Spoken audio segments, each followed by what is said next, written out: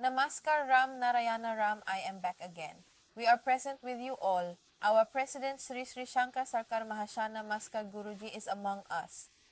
Greetings, greetings, Namanarayana. Ram, how are you? I am very well.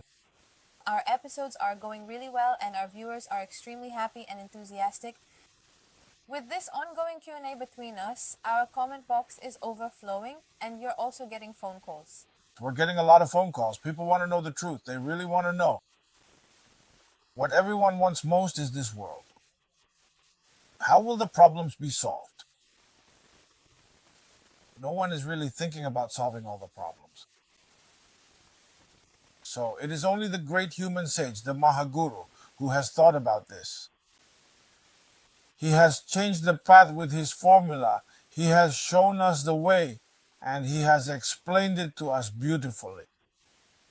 To know yourself, to understand yourself, and why did I come to this world? Why did humans come here? And after coming, everyone has to leave eventually. When a person leaves this world, the body will remain behind, becoming like a deity, the body. Then what will a person take with them? They can take knowledge, they can take wisdom, and they're for the ultimate purpose. The more a person sacrifices for themselves and for others, for the society ahead, for the nation, for the world, that person will become the greatest good student. They will be a student of nature. And there are many worlds in the universe where there's teaching to be given, education to be imparted, to make people understand, to help them improve, to develop their minds, to expand their thinking. They will receive great positions, they will receive honor, they will do good work. Absolutely, absolutely, absolutely. I saw a question, a beautiful question, that when we meditate, as you said, we are meditating, but many people have this question that their mind isn't staying in one place. The mind keeps wandering here and there. It doesn't settle during meditation. So will the young brahmachari respond? Will the mind respond in that way? How can we gather and focus our mind? You will see. In the morning, in city after city, some rice and lentils are given, pigeons come and sit, birds come and sit and eat. As soon as you offer food, they show up. Isn't that so? They eat below, singing as they go, creating a beautiful scene. So, within every person, within me, within you, within everyone, within each and every person, 50,000 crore, 50,000 crore. There is the soul, consciousness, and mind, right? Of course, it will go to eat. Within me, my body is like a vast universe. A universe of its own. A small universe. A small universe of one Mars. Whatever exists in the vastness of space also exists within this body. Whatever is not here, I do not have. Whatever is there is also here. If one can understand this, Mother, that I am in no way any less. Whatever exists there, whatever exists in nature, whatever exists in everyone, whatever exists in God, in Allah, in Bhagwan, whatever exists in the home, in the theater, in the supreme power, everything that exists is present in every living being, in every creature, and fundamentally in humans. If a person tries to understand this, then conscience will make him understand. If a person is guided by conscience, if he lives by the essence of conscience, conscience is the inner self, the mind, consciousness, soul, body, and mind, all are essentially one. Just as from milk, curd is made, from milk comes ghee, from milk comes cheese and paneer.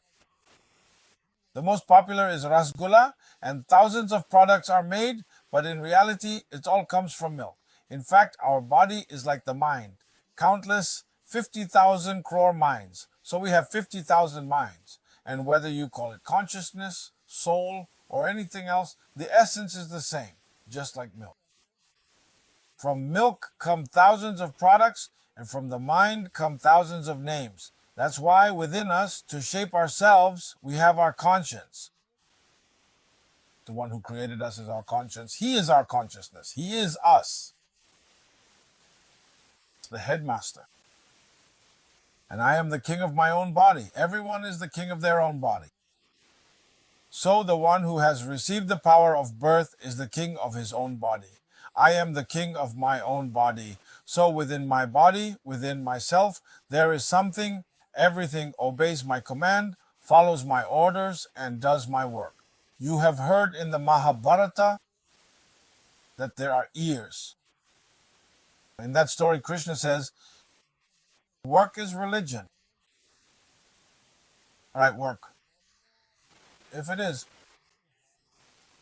In the human body, there is flesh and blood, veins, organs. What do? They do the work for us. The mind. The mind is like manganese. The mind is the most powerful. The mind is the universe. The mind is consciousness, the soul. The mind is like the speed of light, the fastest. Those scientists who study this, they don't know. They are ignorant. Our great teacher says the most dynamic thing is the mind. This mind of the mother is like manganese. This mind can do everything. The mind that sits within me as a servant is not just one mind, but 50 trillion minds, sir. If I don't feed these minds, they become my burden. I am the king, the conscience. All right, my ministers. If the chief ministers are not fed, will the king or the Sanjays survive? Will the Sanjays be able to fight? So, within each of us, there are at least 50 trillion and 16 souls. On the other hand, if we continue to meditate, chant, practice spiritual discipline, engage in contemplation and reflection through the ministry of thought, and cultivate positive thinking, even without the guidance of conscience, then everything will become automatic. This addresses the question you asked. The mind does not stay still in one place. It does not stand firm. Whenever you sit down to chant, your mind gets very disturbed. Actually, there's no real reason for it. You'll notice that in villages, there are large ponds, big reservoirs. There are water bodies with plenty of fish. On one side, 10 people, and on the other side, another 10 people are pulling in the fish with big nets. But the fish don't start jumping until they're within the boundary, within reach of people's hands. Then they start leaping. In the same way, whenever you feed your mind, it starts to jump. That's when the excitement begins. You say you don't feel like it. But look, when we meditate, do japa, or practice dhyana, we are feeding the mind. After a long time, when it was thirsty and hungry, now that it's finally getting food, it starts to dance and rejoice. You said your mind is very disturbed, but that's not really the case. Just keep feeding it. Keep doing it. Keep taking the medicine. Keep practicing. Keep applying the discipline. The time will come when the mind becomes steady, just like water. When the dirt settles at the bottom and the filtered water remains on top, the mind will also become filtered. The mind will then become pure. Just see for yourself if you try it here. Lata Mangeshkar is no longer with us. She was such a great artist and composer. There's really no one we can compare to her. We don't have the words or the expressions. Now before her there was Kumar Sanu, another great artist. I don't know all their names, but if you look, they were all great in their own time. In the stadium, there would be 100,000 or even 200,000 people, all buying tickets for 10,000 or 5,000 rupees each. If you think about their organization, when they performed, they started singing, and from then on, their monthly shows began. They kept performing every month. They can't sing without sound and music. Their voices won't carry without microphones, and if there aren't proper monitor boxes or good sound boxes, the real enjoyment of the music won't be there. So that's it.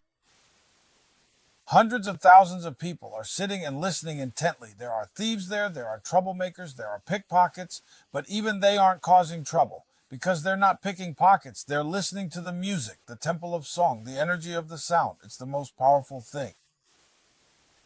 It's a scientific fact that sound, the vibration from which the universe was created, that very vibration is sound. Everyone loves that vibration. You'll see children being naughty, running around, not listening to you, but if you tell them a story, they quiet down and listen. If you play them a song, they'll quietly listen, and while listening, they'll fall asleep in their mother's lap. So, this is the power of sound, and we should value it. Among the 5 billion people in the world, I'm not alone, you're not alone, no one is alone.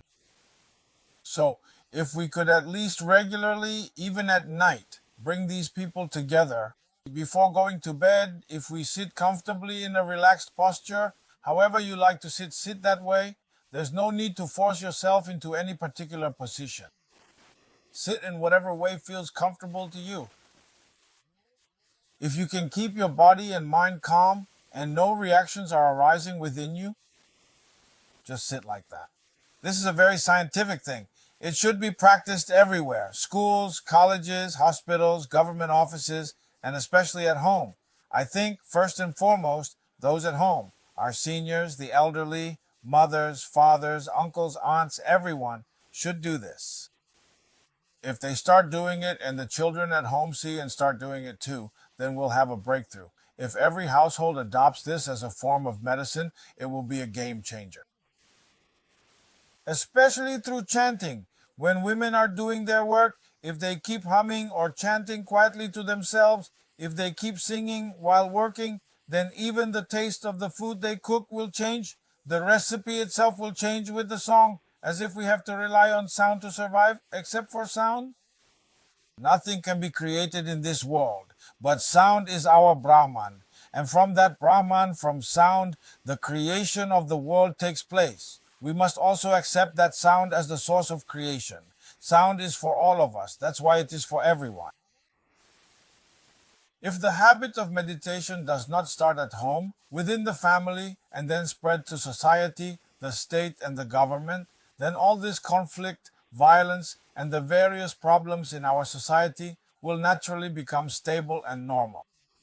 This is the main message of our good intention. This is the formula behind the name of the recipe. Wonderful, wonderful. I'm really enjoying this. Our episode is going very well, and we're getting a lot of comments in the comment box. Please let us know your thoughts and also respond to them a little. Of course, I get phone calls. 2 or 3 special calls come in every day. So I try my best to respond. And what I really like is that there are people outside of India, outside of Bharat, who have moved abroad from here for various reasons. Among them, there is a thirst, a longing for God, a desire that you don't find among people in India. Things happen in our country too. The most central point of our nature is India. The spiritual center is India. There are seasons here. There are all kinds of fruits and vegetables. There are all kinds of people. There are many religions. That religion is not a religion. Any concept is fun. How do you say mother in Hindi? Mazum. So these are man made creations. These religions have no meaning. There is no meaning in fighting over these religions. From the wise to the wise, from the intelligent to the intelligent, from the knowledgeable to the knowledgeable, from scientists to justices, from justices to lawyers, from lawyers to engineers, doctors. Everyone is getting trapped in this religion, and school religion is a man made religion. Ask a doctor, Doctor, where is our heartbeat? Where are our lungs? Where are the kidneys? Where is everything? You can tell all that, but can you tell where the mind is located inside this 1.5 cubit human body? Exactly where it resides and where the conscience stays? And the generational creative force that is producing human beings? Where does that reside? What is its vessel? This is a mystery. It is hidden everywhere, in every part, just like that. In 10 kilos of milk, the butter is hidden. You can't see it with the naked eye, but if you churn it, the butter rises to the top through the buttermilk. Heat the butter while it's still warm, using its own heat. Heat it up and you'll see it turns into ghee. You can use milk to make curd. There's a system for that. You can make chena, sandesh, kheer, malai. So many things can be made from milk. We can actually learn from this. Milk and our body too is like milk. Just as milk contains cream, our body contains the mind. It's the same thing. That's what I was trying to explain. So, That's why if we put the mind to use, it seems like an incredibly valuable capital, a resource, almost like a relative of our soul in this world. We are the ones who value material things. Thank you, everyone. Thank you to our viewers for being with us. And I know that in the days to come, you will continue to stay with us and by our side just like this. So, with that, we are ending today's episode here. See you in the next episode. Thank you. May the name of Nawaz bring welfare and prosperity to all. May we all stay well. We continue to work for your liberation. Keep working for your own well being.